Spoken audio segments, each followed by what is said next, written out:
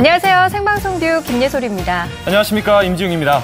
이제 경칩이 지나고요. 봄이 온 것 같아요. 네. 그런데 아직은 바람이 참 거세고 차갑더라고요. 맞습니다.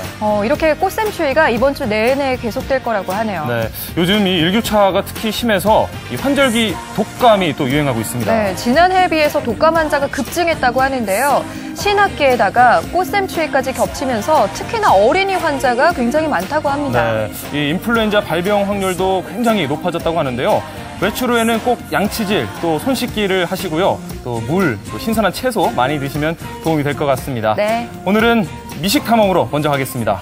우리 주변에서 맛볼 수 있는 치명적인 맛을 찾아 떠나는 미식 탐험 시간입니다. 네, 오늘은 이 움직임부터 남다르고 이렇게 보기만 해도 에너지가 넘치는 그런 음식을 소개한다고 합니다. 네, 요즘 제철을 맞아서 그 맛이 절정에 달했다고 하는데요. 바로 꿈틀꿈틀 주꾸미입니다. 네. 요즘 제가 진짜 좀 힘도 없고 좀 나른했거든요. 네. 근데 이 주꾸미 한 5마리만 먹으면 막 힘이 펄펄 날 것 같은데 과연 어떤 요리를 준비했는지 화면으로 만나보시죠. 문자 왔쇼. 문자 왔쇼. 우리 자기한테 문자 왔네. 다정해.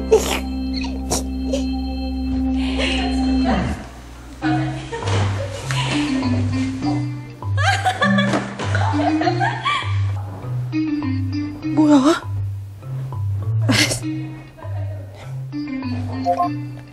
지금 어디야?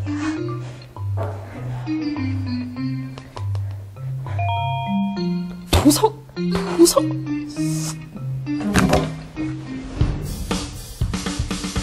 양다리, 세다리, 네다리가 아닌 8다리! 그 주인공은 바로바로 봄의 전령사 꿈틀꿈틀 주꾸미! 제철을 맞아 알이 꽉 차고 살이 오른 주꾸미를 담백하게 그리고 매콤하게 즐기는 방법!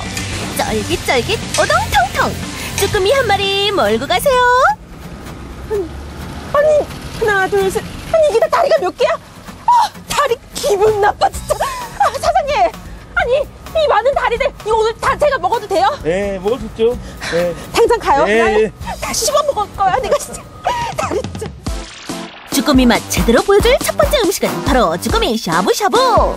각종 채소와 제첩으로 맛을 낸 시원한 육수에 싱싱한 주꾸미를 살짝 익혀서 한 입에 꿀꺽! 아우, 침 넘어간다!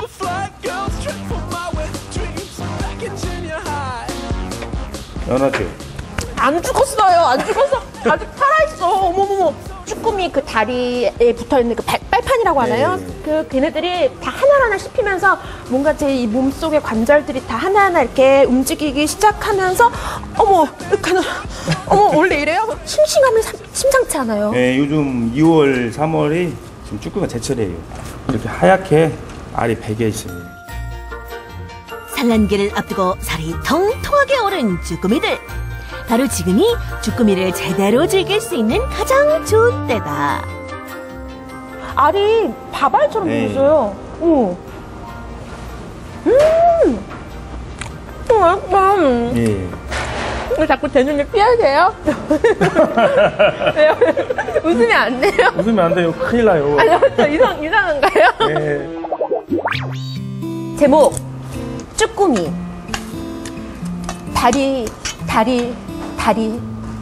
다리 많아서 슬픈 쭈꾸미여. 그 한 몸 희생하여 내게 기쁨을 주었구나. 그 자태, 그 몸짓, 그 맛, 나 영원하리라. 이 샤브샤브의 관건은 육수란 말이에요. 예. 근데 저는 이게 지금 살아있는 거니까 아무래도 약간 좀 비리지 않을까 했는데 싹 깔끔하게 잡아줘요. 된장하고 냉이, 이 냉이 단맛하고 쭈꾸미 짠맛, 냉이와 쭈꾸미는 찰떡궁합. 쭈꾸미 맛 업그레이드 시켜주는 특급 책 냉이! 시골에서 직접 캐온 향긋한 냉이와 싱싱한 쭈꾸미의 기막힌 만남! 먹어도 질리지 않는 그 맛에 푹 빠졌다! 씹으면 씹을수록 고소하고 탱글탱글하고 맛까지 좋으니까 더 화가 나요. 더 화. 왜 다리 주제에 왜 맛있어요? 견딜 수 없어요. 난 안 되겠어. 이제 매운맛을 보러 가야 되겠어요. 이 분노.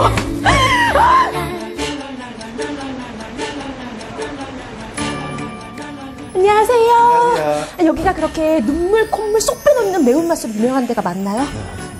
조금 매운맛, 중간 매운맛, 무지 매운맛 어떤 걸로 드릴까요? 가장 화끈한 매운맛. 제가 지금 속이 타들어가니까 빵 뚫리는 매운맛. 쭈꾸미의 또 다른 변신! 삼겹살과 통새우, 쭈꾸미를 듬뿍 얹어 매콤한 양념 한 숟갈 푹 올려 볶아내는 모듬 쭈꾸미 볶음. 달콤하고 고소한 맛에 방심하는 순간 화끈한 매운맛이 입안에 싹 휘감아주는 헤어나올 수 없는 매력 뽐낸다.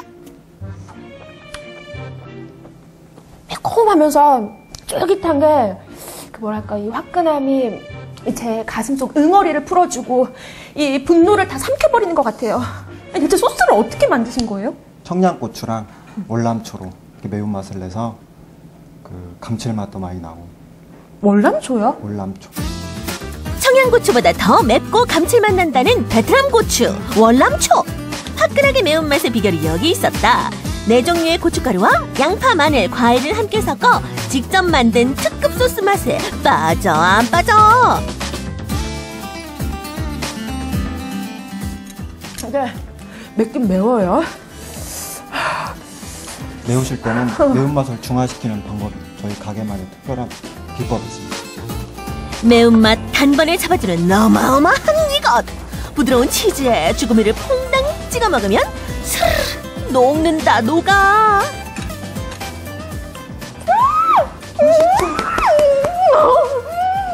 어머 이게 원래 치즈가 부드러운 거예요? 아니면 이렇게 먹여주셔서 부드러운 거예요? 제가 먹여서 모르겠다. 퐁듀 하나 더해졌을 뿐인데 뭔가 마치 프랑스에서 이렇게 여유 있게 식사하는 것처럼 아주 여유로움과 입안 가득 부드러움이 가득한 게 문득 그 사람이 생각나네요. 프랑스에서 만났던 그 사람은 치즈를 참 좋아했어요. 제가 본인 치즈 먹었다고 헤어지재요.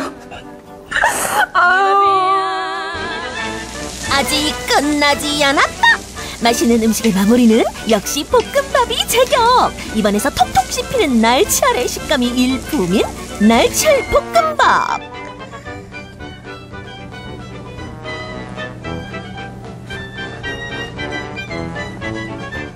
쭈꾸미 양념이라 이게 김도 들어가니까 고소하고 뭔가 전혀 다른 새로운 메뉴가 탄생한 것 같아요. 매콤한 쭈꾸미와 부드러운 치즈, 그리고 고소한 볶음밥까지 든든히 맛보니 쌓였던 스트레스 팍팍 풀린다. 양다리, 새다리 용서할 수 없어요. 안 됩니다. 하지만 다리 많은 쭈꾸미 좋아요. 매력 있어요. 그리고 저는 이 쭈꾸미를 먹고 새 사랑을 찾은 것 같아요. 오빠 왜 이러세요, 손님? 안녕히 계세요. 계절을 만끽하는 가장 확실한 방법은 바로 제철 음식을 즐기는 것. 따뜻한 바람에 활짝 피는 꽃처럼 식욕 또한 만개하는 계절 봄.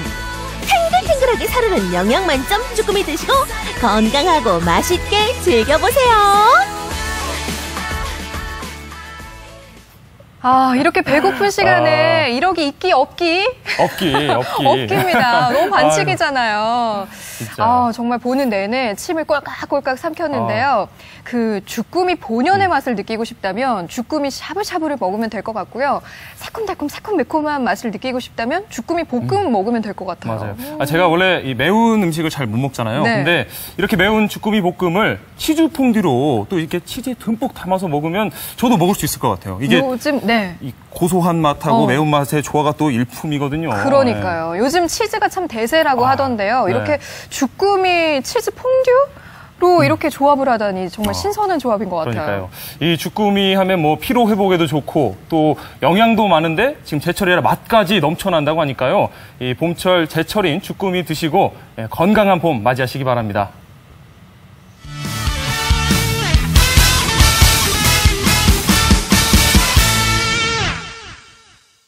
김예솔 아나운서, 네. 이 대학 생활에서 가장 중요한 게 있다면 뭘까요?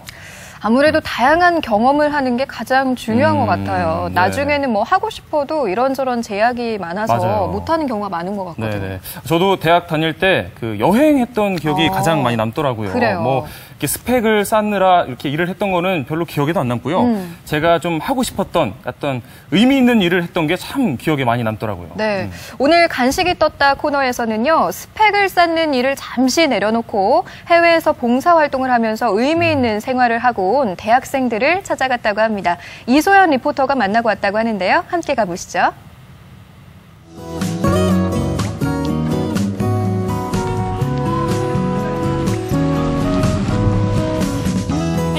간식이 떴다의 이소연입니다. 제가 오늘 나와 있는 이곳은 새학기가 시작된 전북대학교 캠퍼스입니다. 이곳에 오니까요, 친구들이 참 많네요. 신입생들의 모습도 보이고 제가 다 기분이 좋아지는데요. 오늘 이 전북대학교에서 간식을 신청하신 분이 계시다고 해서 저희가 이곳에 찾아왔거든요. 오늘따라 이렇게 신경 써서 봄옷을 입고 왔는데 다들 겨울옷 입고들 오셨네요. 내일부터 꽃샘추위가 시작이라고 하죠? 많이 춥습니다. 빨리 가시죠. 안으로 들어오니까 조금 따뜻하네요. 1, 2로 강의실 여기로 오라고 했거든요. 맞습니다. 지금 안쪽에서 회의를 하고 있거든요. 제가 들어가 보도록 하겠습니다. 안녕하세요. 네, 혹시 저를 찾으신 분이 누구신가요? 안녕하세요. 안녕하세요. 누구세요? 네, 저는 건축학과에 다니고 있는 오수민입니다. 반갑습니다. 지금 여기 모여 계시는데 이분들이 어떤 분들인지 소개를 좀 부탁드립니다. 네, 저희는 이번 2014학년도 그다음에 해외봉사단 다녀온 라오스 팀입니다. 근데 오늘 지금 저한테 간식을 신청한 이유가 그러면? 저희가 그 해외봉사를 갔다 와서 많이 만나기도 했지만 제가 감사의 마음을 표현하지 못해가지고 친구들에게 감사의 마음을 표현하고자 신청을 하게 되었습니다. 여러분, 굉장히 그동안 감사했나 봐요. 어떤 점이 그렇게 감사했어요? 이런 일은 처음이었는데 저희가 팀장을 맡으면서 이 친구들이 저에게 뭐 조언도 해주고 이렇게 뭐 좋은 부분 안 좋은 부분 말을 해준 게 참 고맙고 그로 인해서 더 해외봉사가 더 완벽해진 것 같아서 그 부분이 너무 고마워서 신청하게 되었습니다. 정말 그 어떤 해외봉사의 뒷얘기들이 굉장히 많다고 들었거든요. 제가 그런 좀 이야기들을 듣고 싶은데 가서 어떤 활동들을 하고 왔어요? 네, 저희는 주로 노력봉사를 주로 했고요. 그리고 교육봉사와 이제 공연을 하는 형식으로 진행을 했습니다. 몇 주 동안이나 갔다 온 거예요? 네, 2주 동안 갔다 왔어요. 2주 동안 가서 굉장히 힘들었겠어요? 네, 좀 힘들었어요. 어떤 점이 가장 힘들었어요? 아무래도 학교를 짓는 거다 보니까 힘이 많이 들어서. 정말 진짜 힘이 들었군요. 네, 정말. 이제 시멘트 이제 반죽하는 것도 했고요. 시멘트 반죽은 어떻게 하나요? 자갈이랑 이제 시멘트랑 물이랑 이렇게 섞어가지고. 네. 벽돌이랑 시멘트 반죽이랑 섞어서. 그러면 가장 기억에 남는 일은 뭐예요? 거기서 아이들과 같이 놀았던 게 기억에 남아요. 아이들 그러면 좀 많이 친해졌겠는데 이름들도 기억해요? 네. 누구? 3명 여자애들하고 제일 친했는데, 네. 낭니, 낭다, 낭굿이었어요. 자매예요? 아니요. 3명에서 친구여가지고 많이 몰려다녔어요. 그러면 카메라를 보고 그 친구들이 절대 볼 일은 없겠지만 영상 편지 한번 친구들한테 띄워볼게요. 낭니, 낭다, 낭꽃 안녕. 선아 언니야. 너네 잘 지내고 있는지 모르겠는데 건강하게 잘 지내고 보고 싶어. 잘 있어. 감정이 느껴지는 영상 편지였습니다. 감사합니다. 많은 생각을 사실 봉사를 갔다 오면 한다고 하잖아요. 네네. 어떤 생각이 들었어요? 되게 교육 조건이 좋지 못한데도 아이들이 항상 밝게 웃으면서 저희를 항상 반겨주고 학교도 되게 열정적으로 다니는 모습을 보면서 되게 감동이었습니다. 거기에서 교육봉사 중에 체육조가 있었어요. 그래서 아이들이랑 놀아줘야겠다 생각을 해서 저희가 줄넘기를 가져갔거든요. 네. 그래서 줄넘기를 진짜 같이 하는데 애들이 저희보다 체력이 더 좋은 거예요. 그래가지고 진짜 좀 배우고 오셨어요? 네, 오히려 배우고 왔어요. 더. 아쉬웠던 점이 있다면 어떤 게 있었어요? 아쉬웠던 점이 저희가 완공된 거를 못 봤거든요.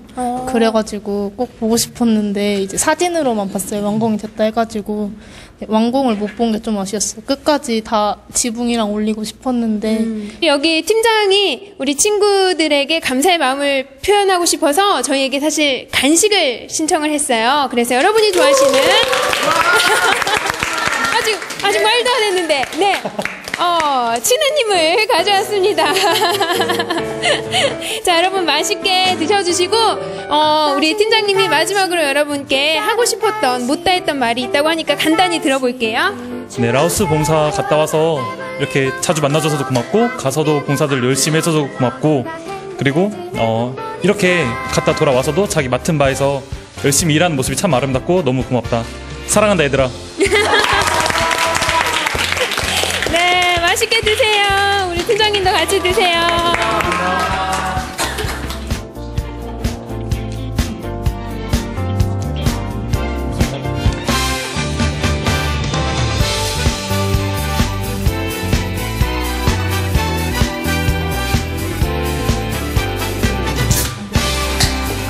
못다한 얘기가 있으신가요? 간식과 함께라면 용기 내서 말할 수 있습니다. 지금 나오는 이곳으로 연락 주시면 저희가 간식을 들고 전라북도 어디든지 여러분께 찾아가겠습니다. 지금까지 간식이 떴다의 이소연이었습니다.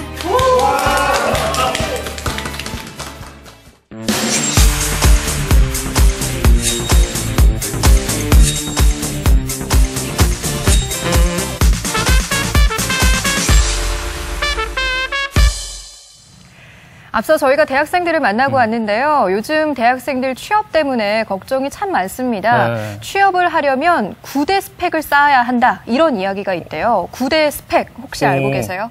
왜 이렇게 많이 늘었죠? 저 때는 그러지 않았던 것 같은데. 그렇죠. 네. 뭐 학벌, 학점, 어학 점수 뭐 이 정도로 네. 생각하셨을 거예요. 네네. 그런데 여기에다가 어학 연수, 자격증, 봉사활동, 인턴 경험, 수상 경력 이렇게 그럼 8개죠? 네네. 여기에다가 성형까지. 아이고. 이래서 9대 스펙을 갖춰야 취업할 수 있다. 이런 얘기가 있대요. 요즘 뭐 20대 청년들 취업이 어렵다 이야기는 많이 들었는데 이 정도일 줄은 몰랐네요. 진짜 힘들겠어요. 네, 그래서 요즘 20대들은 취업 스트레스 때문에 우울증까지 겪고 있다고 하는데요. 그럴만합니다. 네, 오늘 별난 그대에서는 이렇게 힘든 청춘들에게 다양한 이벤트로 유쾌함을 선물하고 있는 분들을 만나고 왔습니다. 함께 가보시죠. 20대 청춘들이라면 누구나 공감할 만한 마음을 울리는 메시지들. 이 주옥 같은 명언을 남긴 특별한 주인공들이 있다고 해서 찾아온 이곳. 아니 그런데 난데없이 책을 집어던진다? 바닥을 나뒹구는 이 책들의 정체는 대한민국 취준생들의 필독서 토익책 아닌가요? 게다가 이번에는 뭔가를 꼬깃꼬깃 접기 시작하는데요. 이거는 자격증? 좀처럼 이해할 수 없는 유별난 행동의 주인공들. 그 정체가 점점 더 궁금해지는데요. 대한민국 20대들에게 힘이 되고 싶어 모인 청년들입니다. 여기 이 발랄한 청춘들의 특별한 일상 지금부터 시작합니다. 산뜻한 문구가 눈길을 사로잡는 이곳은 통통 튀는 아이디어로 이 시대에 고민 많은 청춘들에게 유쾌함을 선사하는 특별한 문화기획사인데요. 취업 문제 때문에 청년들이 모일 수 있는 기회가 갈수록 없어지고 심지어는 어떤 청년들은 인간관계가 고립된다고 이런 생각을 했어요. 그래서 그런 부분을 안타깝게 여겨서 SNS를 통해서 활동을 하다가 이렇게 오프라인으로 행사까지 진행을 하게 됐습니다. 그렇게 작년 5월부터 본격적인 활동을 시작한 이들. 청춘들이 한데 어우러져 소통할 수 있는 다양한 이벤트를 마련해온 것은 물론 함께 느끼고 성장할 수 있는 특별한 배움의 시간도 가져왔습니다.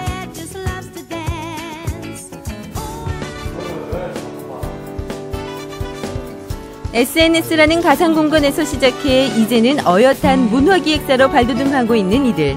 멤버들 역시 파릇파릇한 20대들로 구성되어 있는데요. 이들이 한데 모여 뜻을 같이 하게 된 이유는 무엇일까요?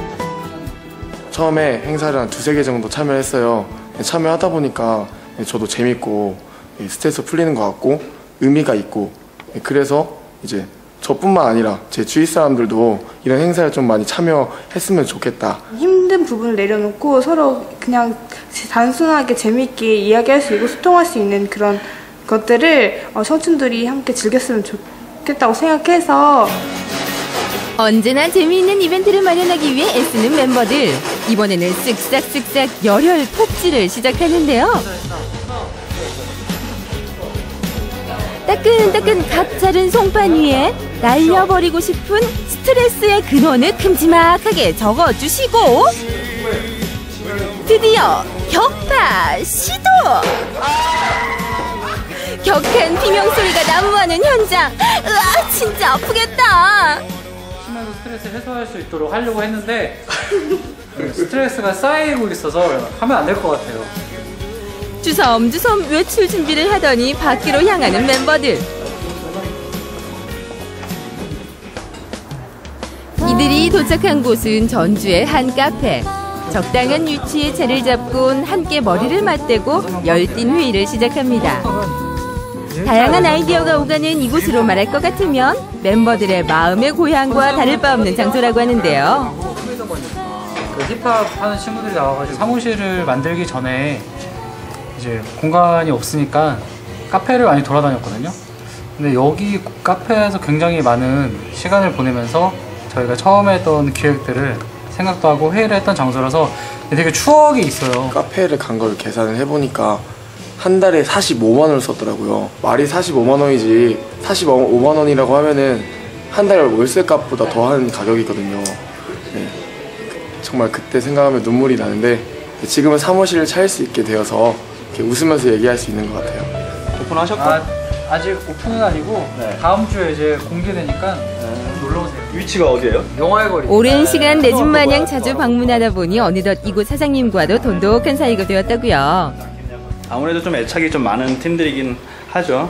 그 전 사무실을 얻기 전에는 저희 가게에서 많이 모임을 하셨었거든요. 그때 보면서 많이 지켜봐왔었고 이런 모임 자체가 되게 좀 흥미가 있는 것 같아요. 또 재밌기도 관심이 좀 많은 것 같기도 하고 기회가 된다면 저도 같이 참여해보고 싶을 정도로. 끝나면 바로 과거시험 준비해야 되니까 그 장소 같은 것도. 어둑어둑 날은 저물었지만 멤버들의 하루는 아직 끝나지 않았는데요. 문화기획뿐만 아니라 일주일에 2번 착한 클래스라는 이름의 특별한 교육활동까지 펼치고 있는 이들. 중국어를 전공한 원민군의 열정 넘치는 수업이 한창이네요. 의미 전달이 다르게 되잖아요. 의미를 조금 더 디테일하게 만들어줘. 문제 중에 하나가 비싼 사교육비였어요. 그래서 그걸 어떻게 좀 해결해 보고자 머리를 이제 쓰다가 최저임금제로 이렇게 재능을 나눠주면 좋겠다는 생각으로 진행하게 됐습니다. 제가 다 읽어보니까 1시간에 5,580원이라는 파격가. 그 어디서 듣도 보도 못한 저렴한 비용에 알찬 내용까지 두루가 쳤으니 학생들 모두 대만족이겠어요. 어디 가서 이렇게 저렴한 비용으로 학원보다 좀 더 개인 지도처럼 받을 수 있겠어요. 소그룹으로 진행하다 보니까 더 친해지고 가족 같은 분위기에서 그래서 오히려 더 거부감 없이 귀에도 쏙쏙 들어오고 더 즐겁게 능률도 더 오르는 것 같고 재밌게 수업하고 있습니다. 늦은 밤 오늘 이곳에선 아주 특별한 이벤트가 열린다고 하는데요. 관객들 모두 두근두근 기대를 가득 안고 기다립니다. 드디어 오늘의 행사 열정페이 토크쇼가 시작되는데요. 돈을 안 주고 부려먹는 거예요. 네. 그리고 돈을 주더라도 거기에 그 하는 일에 대해서 상응하지 않는 대가를 치러주는 게 열정페이입니다. 열정이 있다, 재능이 있다, 재주가 있다, 돈을 주고 맞추면 된다. 말이 안 되죠. 우리나라가 흔히 지금 말하고 있는 이 갑질에 대한 현상을 경험자들이 직접 나와서 유쾌하게 풀어보려고 만든 자리입니다. 일단 여기보다 이거부터 말씀드리자면 열받아서 왔습니다. 열받아서 계약이 우리가 직접 매서 3, 4일차 더 진행이 되는 건 지급하지 않을 테니 그렇게 알아. 그리고 회사 방침이다. 여기서 PC 많이 써보신 분도 알 겁니다. 하루 종일 엎드려, 하루 종일 이런 자세예요. 이런 자세. 한 번은 정말 아침에 이런 세수를 하는데 요새 마비가 왔습니다. 갑자기 손이 안 움직이고 입장에 보냈더니 답이 없어요. 그간 답의 횡포에 휘둘리며 마음속 깊이 억눌러왔던 분노와 서러움을 여과 없이 드러내는 참가자. 눈물 없이 들을 수 없는 뿔난 을에 한 맺힌 이야기가 청춘들의 크나큰 공감을 사며 마무리됩니다. 밖에 싸고 나가자. 이말만 끝내겠습니다. 열정이란 걸 가지고 저렇게 노동자처럼 부려먹는다든가 아니면은 그런 좀 악용을 한다는 게 난 너무 같은 청춘이고 젊은 사람으로서 많이 바뀌었으면 좋겠고 사태의 심각성을 깨닫고 빨리 이런 적극적인 대응을 할 수 있는 그런 문화가 좀 조성이 됐으면 좋겠어요. 상담을 하면 원래 9시에 시작을 해서 6시에 퇴근을 해야 돼요. 근데 저는 퇴근을 하지 못하거든요. 그러면 이제 추가로 근무를 하겠죠. 그럼 이 추가된 돈을 주지를 않아요. 강연은 물론 안 해요. 근데 보내지를 않아요. 상담하다 보면 정말 듣도 보도 못한 욕을 잘 들어요. 아, 이런 욕도 있었구나 이렇게 배우거든요. 우리 사회의 일그러진 자화상 열정페이.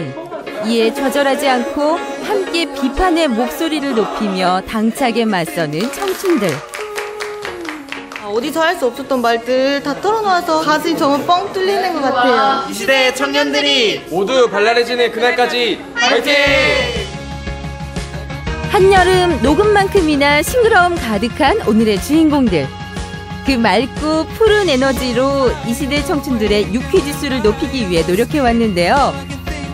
이들의 희망찬 행보가 작지만 큰 밑거름이 되어 대한민국 모든 청춘들에게 밝은 웃음 선사하길 기대할게요.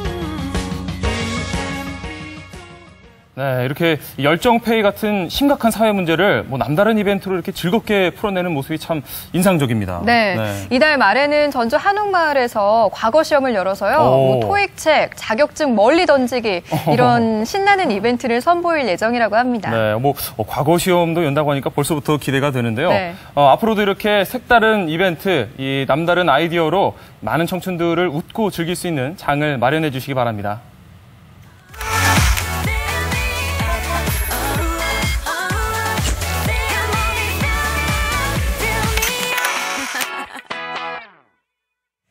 요즘 와인 소믈리에라는 단어 많이 들어보셨을 것 같아요. 네. 뭐 호텔이나 레스토랑에서 와인을 추천해주고 또 감정해주는 전문가분들을 와인 소믈리에라고 하죠. 그렇죠. 그런데 이 막걸리 소믈리에도 있습니다. 네, 막걸리 소믈리에요? 네네. 전주도 또 막걸리 하면 빼놓을 수 없는 고장이라서 많이들 좋아하실 것 같은데요. 막걸리 소믈리에는 과연 어떤 일을 하는 걸까요? 네, 오늘 뷰톡톡에서 이 대한민국 1호 막걸리 소믈리에를 만나봅니다.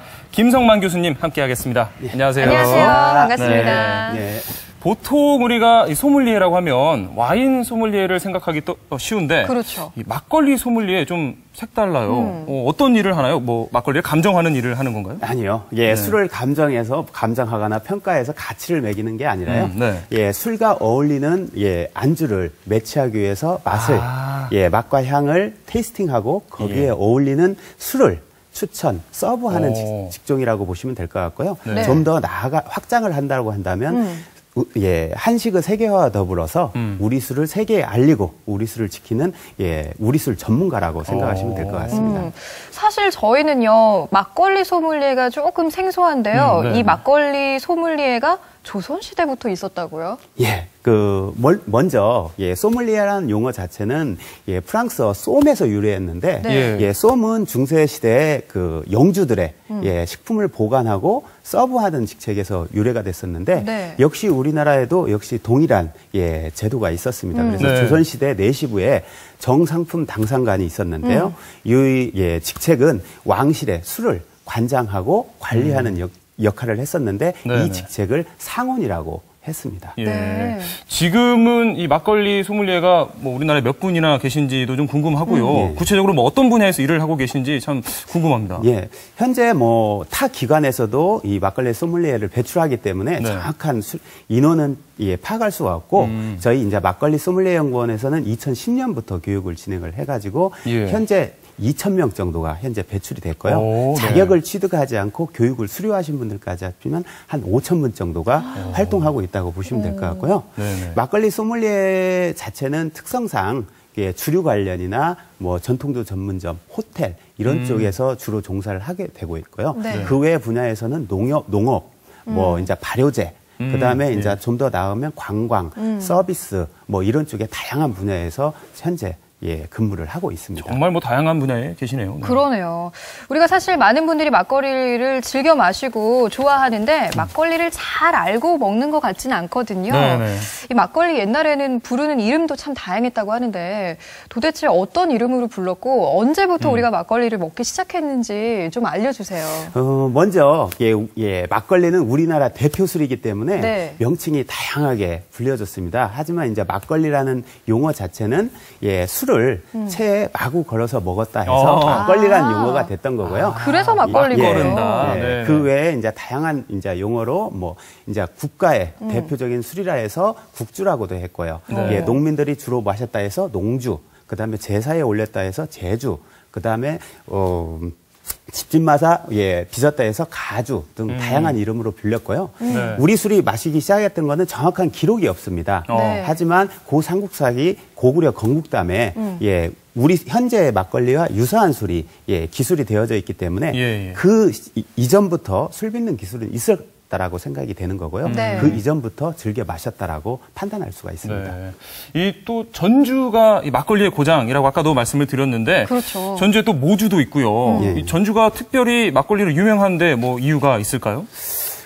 먼저 전주에 유명한 게 이제 모주죠.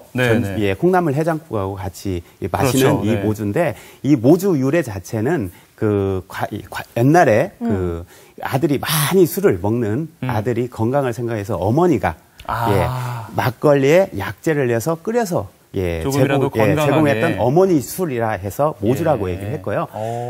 어머니의 정성과 그 해장을 하는 콩나물 해장국이 서로 어울려서 먹는 술이기 때문에 현재도 많이 애용하고 있는 술이라고 보시면 될 것 같고요.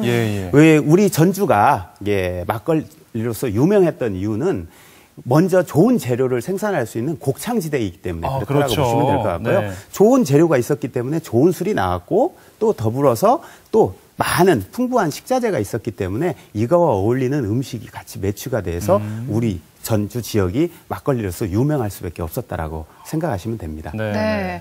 저희가 사실 와인은 뭐 포도 품종이라든지 때루와 뭐 산지 이런 거에 따라서 그 맛이 수천 가지, 수만 가지로 나뉘잖아요. 네네.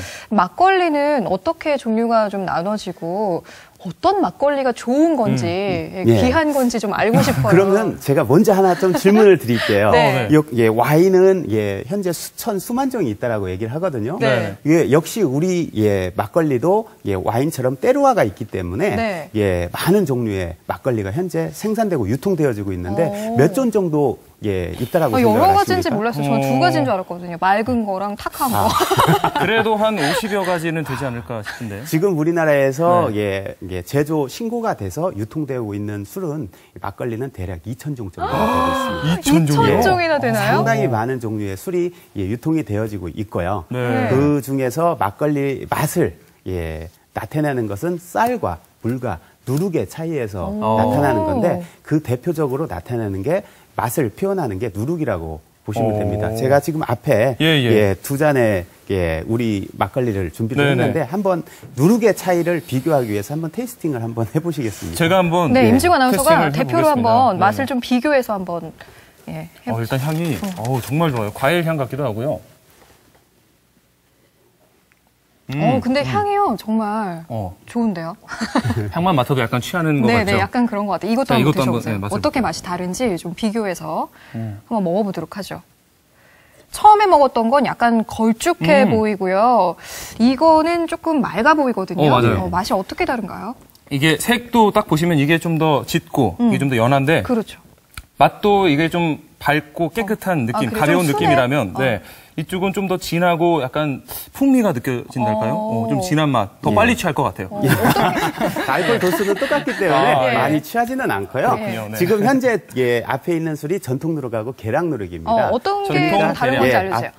이게 지금 진한 게 전통 누룩이고 이게 계량 누룩인데 전통 누룩은 우리 선조들이 즐겨 마셨던 종류의 누룩, 술이라고 본다라고 한다면 이 계량 누룩은 현대에 와서 현대의 과학기술이 만들어낸 현대인의 입맛에 맞게 만들어진 술이라고 보시면 됩니다. 그래서 전통 누룩은 자연적으로 발생된 미생물을 가지고 만들기 때문에 다양한 맛이 나고요. 풍미가 깊고 와인으로 따지면 풀바디 와인이라고 말할 수 있고요.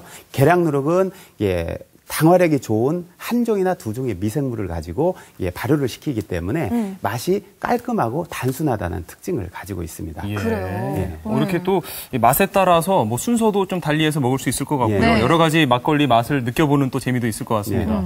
그런데 이 막걸리를 마실 때 좀 주의해야 될 점이 아무래도 유통기한이 있잖아요. 맞아요. 막 금방 쉬어서 못 먹게 되고 하는데 요즘엔 또 살균을 해서 유통기한도 길어졌다고 하더라고요.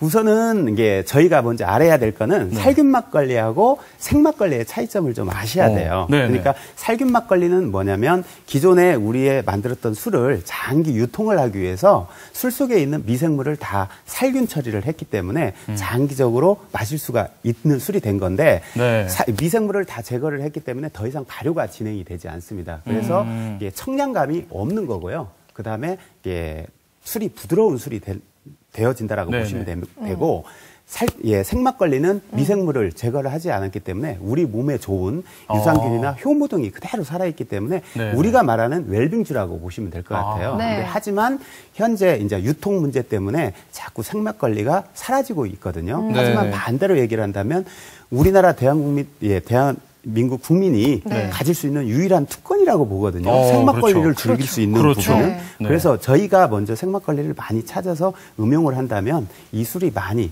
더 확장이 될 거라고 생각을 하고 있습니다.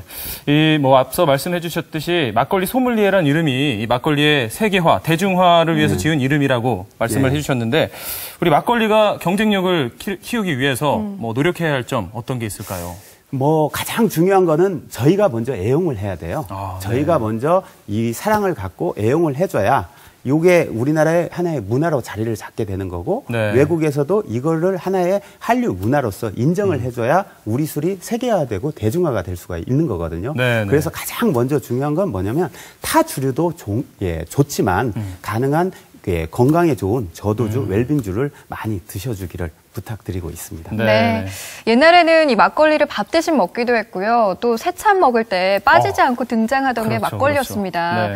그만큼 우리 민족에게 힘을 주고 또 흥을 주던 술이 막걸리가 아닐까 싶은데요. 방금 선생님께서도 말씀하셨던 것처럼 막걸리를 세계화하려면 우리가 먼저 애정을 가지고 많은 관심을 가져야 되지 않을까 싶습니다. 오늘 나와주셔서 고맙습니다. 고맙습니다.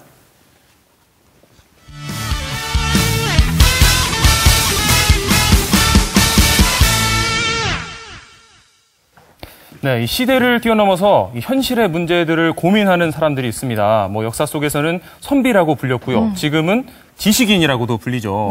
그런데 이 지식인이 해야 할 일, 이 지식인이 뭐라고 생각하시나요? 지식인, 뭐라고 딱 정의 내리기는 좀 그렇지만 더 좋은 사회가 되도록 뭐 발전 방향을 제시해주는 사람? 이렇게 생각할 수 있지 않을까요? 뭐 저도 좀 비슷한데 이 현실에 있는 문제점을 인식을 하고 이 문제를 해결하기 위해서 대안을 제시해주는 사람이 지식인이 아닐까 싶습니다. 우리 오늘 전북 보물지도에서는 약 400여 년 전에 이 2명의 지식인을 찾아간다고 합니다. 화면으로 함께 만나보시죠. 조선 후기, 시대가 낳은 위대한 사상이 한 마을에서 시작됩니다. 더 나은 백성의 삶을 고민하며 대안을 제시하고자 했던 2명의 개혁 사상가. 그들의 꿈이 서린 부안 우반동으로 전북 보물지도가 찾아갑니다.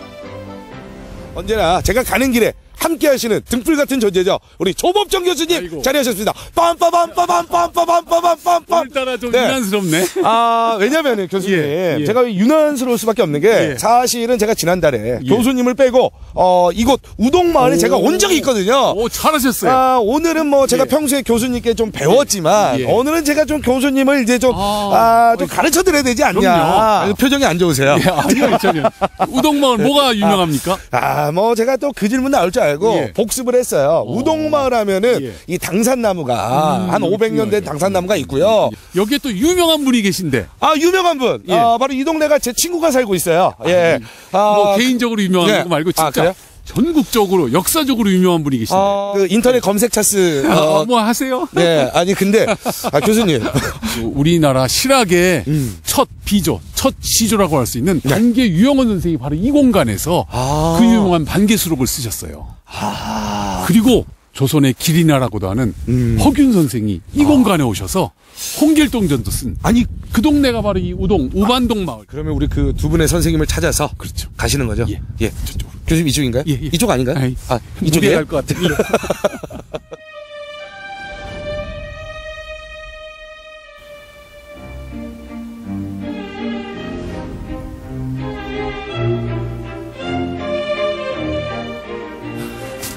교수님, 이 길이 맞긴 맞는 거죠? 예, 가다가 보면 다 나와요.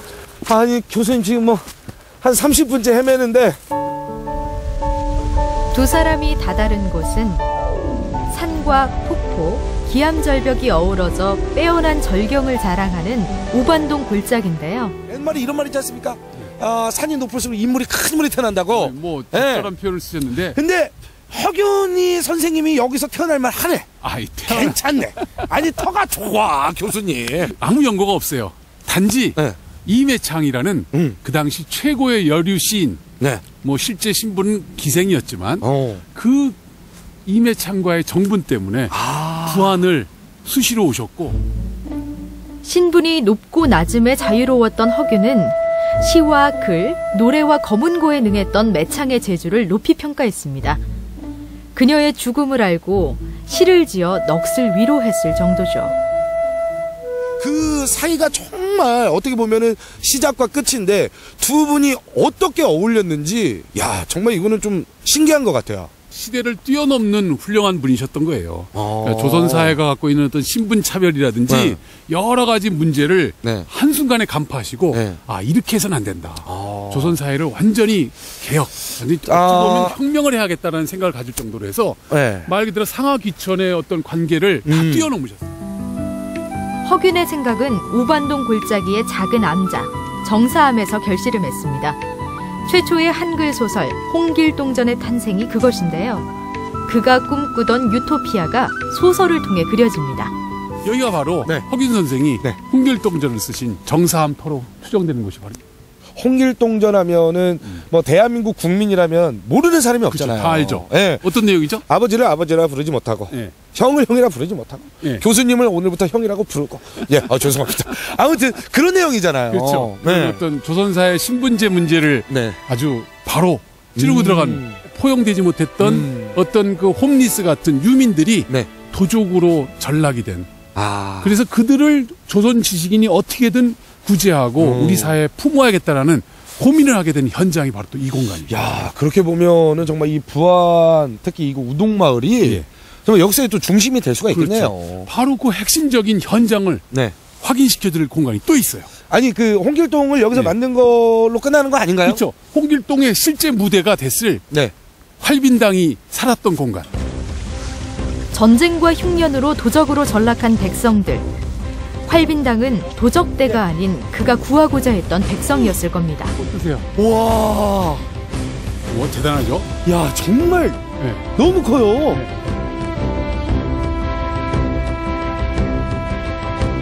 딱 봐도 뭐 100여 명 이상이 충분히 응거할 수 있는 그런 공간이죠. 상당히 넓어요. 저 밖에서도 잘 안 보여요. 그래서 아마도 허균 선생이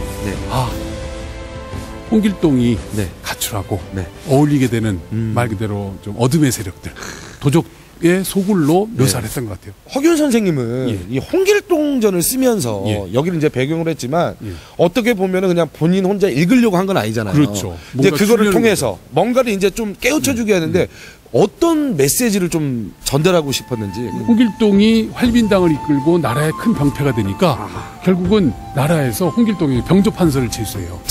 그래서 포용을 하려고 했더니 홍길동이 그걸 사양하라고 활빈당 무리들을 이끌고 새로운 사회로 가버려요. 백성을 국가와 사회가 포용하지 못하면 떠난다.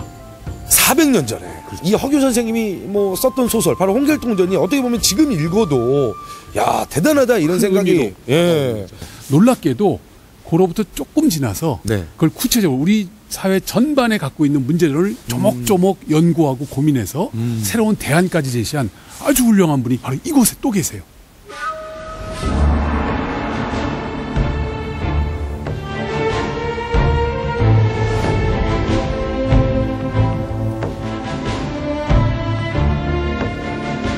정쟁으로 혼란스러운 한양의 생활을 접고 우반동으로 낙향한 유형원은 반개서당을 짓고 학문 연구에 몰두합니다. 국가의 어떤 위기 상황을 몸소 체험하고 어려움을 느끼다 보니까 뭔가 이제 자기 나름대로 새로운 포부를 풀어야겠는데 이 현실적인 방법은 없고 좋다. 우리 사회가 갖고 있는 문제점들을 내가 철저히 연구해서 그 대안을 찾아보자. 유형원은 후학을 양성하는 데 힘쓰는 한편 19년간 필생의 역작인 반개수록을 저술하는데요. 토지, 교육, 군사 문제를 다룬 26권의 책에는 그의 개혁 사상이 오롯이 담겨 있습니다. 실제 그 반개수록은 어떤 내용인가요? 신분제를 전제한 어떤 사회 개혁을 이제 추구했어요. 특히 가장 중요한 게 먹고 사는 문제, 땅의 문제였어요. 그래서 국가가 토지를 일단 다 몰수해서 다시 재분배하는 균전제를, 신분제적 균전제를. 굶주린 백성이 배불리 먹을 수 있는 나라를 꿈꾸었던 유형원. 이후 반개수록은 조선의 개혁군주 영조와 정조에 의해 국정개혁의 지표가 됐고 정약용을 비롯한 조선 후기 실학자들에게 이어졌습니다. 반개 유형원 선생님, 그리고 이제 허균 선생님을 만났잖아요. 근데 이분들이 좀 뭐 소설로나 그리고 또 책으로서 말씀하는 게 좀 느껴지는 게 있는 것 같아요. 그렇죠. 어찌 보면은 조선 사회가 갖고 있었던 문제점을 그 지식인의 책임, 선비의 어떤 본연의 자세에서 해결하고자 노력했던 그런 참 지식인의 모습을 보여주지 않았나 그런 생각이 듭니다. 그래서 오늘 조법정 교수님은 프로그램을 하차하시고 이 자리에서 유형원 선생님의 정신을 이어받아서 반개수록이 아닌 바로 법종수록을 여기에서 20년간 여기다 가다 놓으려고 나를 가다 놓고 열심히 할 수 있도록 제가 도와드리겠습니다. 그러면 저는 또 다음 주 프로그램을 위해서 출발하겠고요. 교수님 열심히 해주세요. 안녕히 계세요. 홍길동전을 통해 차별 없는 대동사회를 꿈꿨던 허균. 땅을 가진 농민의 안정된 생활로 부강한 나라를 꿈꾸었던 유형원. 부안 우반동에는 새로운 세상을 만들고자 했던 허균과 유형원의 꿈이 서려 있습니다.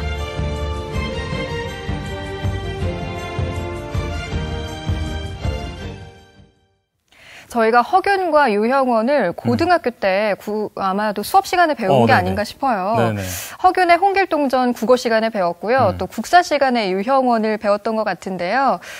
이렇게 이분이 쓴 책이 여기에서 써졌고 또 이 두 분이 지냈던 곳이 부안이라는 걸 오늘 보고 나니까 또 책으로 볼 때랑은 다른 느낌으로 다가오네요. 네, 저도 진짜 이 책 속의 인물로만 보다가 이렇게 실제 공간을 보니까 조금 더 공감이 되는 것 같아요. 네. 400여 년이 지난 2015년 지금의 현실도 참 여전히 어렵고 복잡합니다. 또 지식인들의 고민도 계속되고 있고요. 봄바람이 따뜻하게 불어오면 허균과 유형원의 채취가 남아있는 이 부안으로 잠시 떠나보셔도 좋을 것 같네요.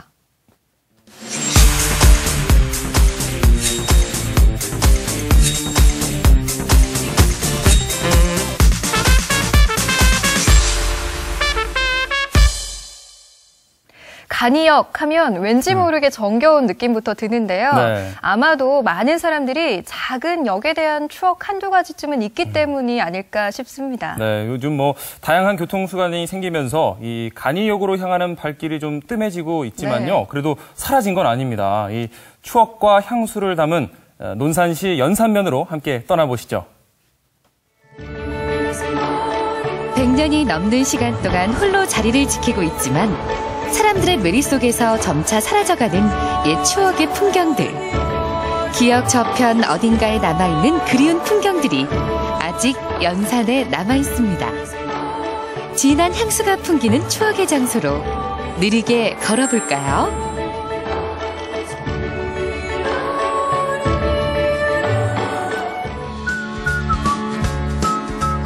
룰루랄라 가벼운 걸음으로 여행길에 오른 리나. 예쁜 벽화를 지나 한 걸음에 찾아간 곳은 옛 정취를 느낄 수 있는 조그만 간이역, 충남 논산에 자리한 연산역입니다. 아직도 이렇게 작은 역이 남아있다니 그저 놀랍고 신기한데요. 오자마자 쉴 새 없이 역사 구석구석을 둘러봅니다.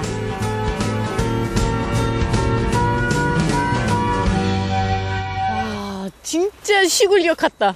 너무 조그맣고 아담하고 이런 모습이 보기 어려운 것 같아요. 진짜 귀엽네요.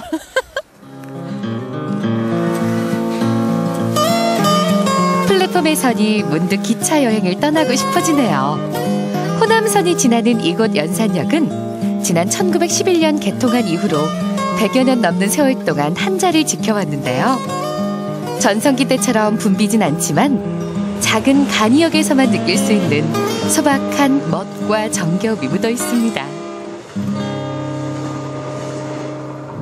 안녕하세요. 예, 안녕하세요. 예, 반갑습니다. 와, 지금 보니까 여기서 기차들이 막 갔다 왔다 하는데, 근데 쓰는 기차들이 도대체 몇 개 정도 돼요, 하루에?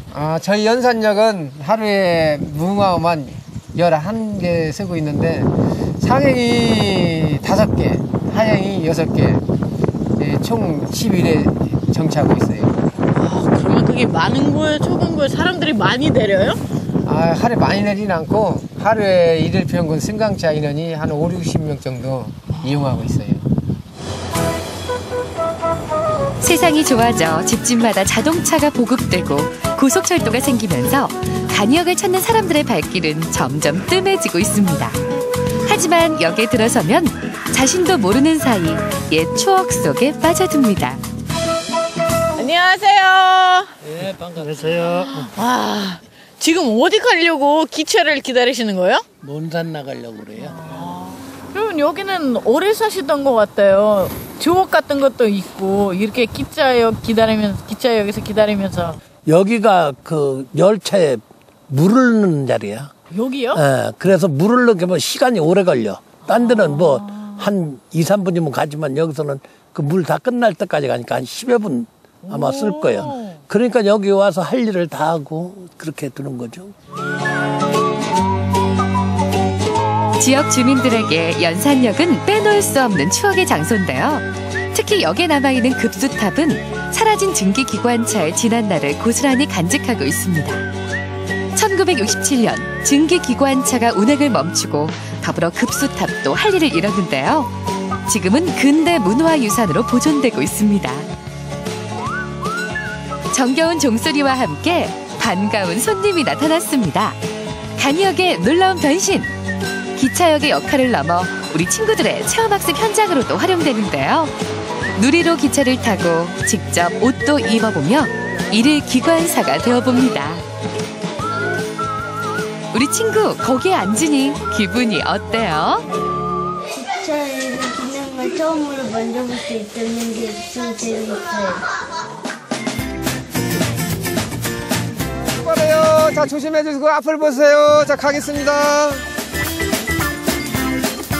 농촌마을에 소달구니 체험이 있다면 철도역에는 트롤리 체험이 있습니다. 옛날 기찻길을 막아서 화물선인 트롤리를 타볼 수 있게 만든 건데요. 덜컹덜컹 이색적인 체험에 시간 가는 줄 모릅니다.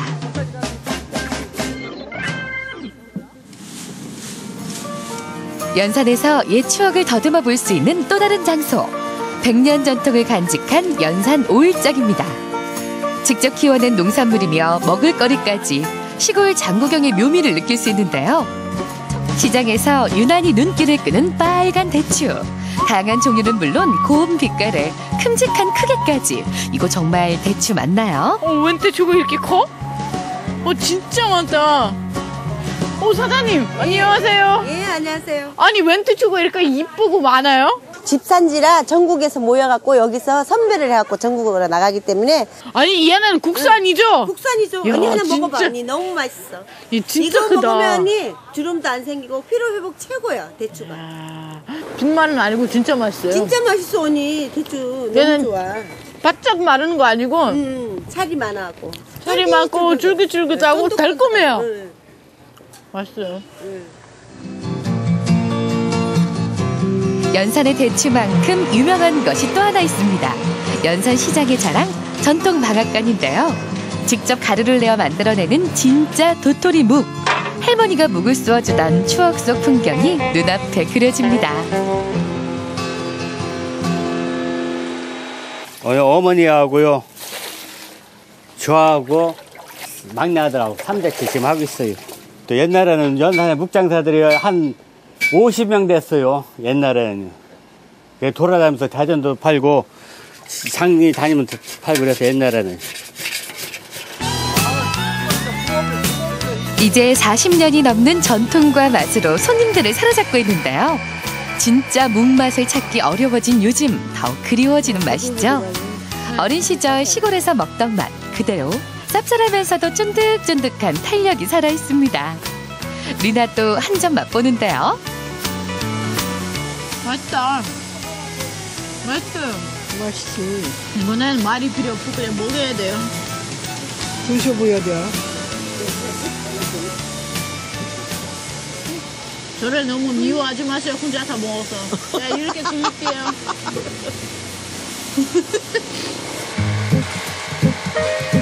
이제는 보기 힘들어진 추억 속 대장간 풍경도 이곳에서는 만나볼 수 있는데요. 시장 곳곳을 느린 걸음으로 둘러만 봐도 소중한 추억들에 가슴이 촉촉해집니다.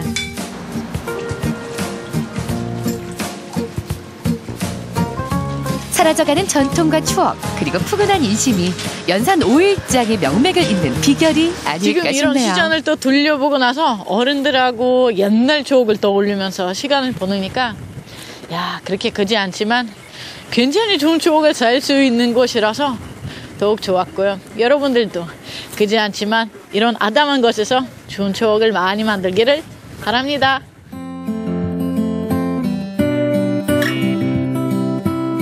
옛 추억의 풍경을 그대로 간직한 연산. 지역 곳곳에 남겨진 흔적들이 과거로의 여행을 손짓하는데요. 가끔은 복잡한 도심을 떠나 아련한 기억이 떠오르는 곳으로 추억 여행 떠나보는 건 어떨까요?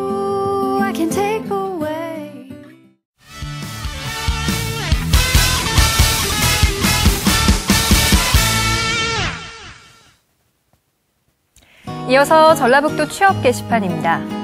새로운 광고 기획에서 편집 디자이너를 모집합니다. 학력과 성별 제한은 없고 관련 분야에서 3년 이상 근무한 경력자를 우대합니다. 근무지는 전주며 접수 마감은 오는 11일 수요일까지입니다. 단체 급식업체 유한회사 행복예찬에서 조리사를 구합니다. 자격은 고졸 이상이며 경력이나 성별 제한은 없습니다. 접수 마감은 오는 토요일까지입니다. 콘크리트 및 골재를 판매하는 주식회사 팔마에서 제품을 관리하고 영업을 담당할 직원을 모집합니다. 대졸 이상이어야 하며 경력 제한은 없습니다. 차량 소지자를 우대합니다. 근무지는 완주군 봉동읍이며 마감은 오는 20일까지입니다. 네, 이 학기 초에 학교 가기 싫다고 투정 부리는 아이들이 많다고 해요. 네, 심하면 뭐 복통이나 두통을 호소하기도 하는데 이게 바로 신학기 증후군이라고 합니다. 네, 뭐 이 새로운 환경에 적응하느라 스트레스를 받는 거겠죠. 이럴 때는 우리 부모님들의 이해와 칭찬이 가장 좋은 약이라고 합니다. 그런데 아이들뿐만 아니라요, 선생님들도 신학기에 스트레스를 많이 받는다고 합니다. 맞아요. 뭐 아이뿐만 아니라 어른들도 이 새로운 환경, 또 새로운 사람과 이렇게 적응하는데 긴장하는 건 마찬가지인 것 같습니다. 네, 새로운 일을 시작할 때의 스트레스, 뭐 누구나 다 겪는 일이고 곧 지나간다라고 생각하시면 마음이 좀 편해질 것 같습니다. 생방송 듀 저희는 내일 다시 찾아오겠습니다. 고맙습니다.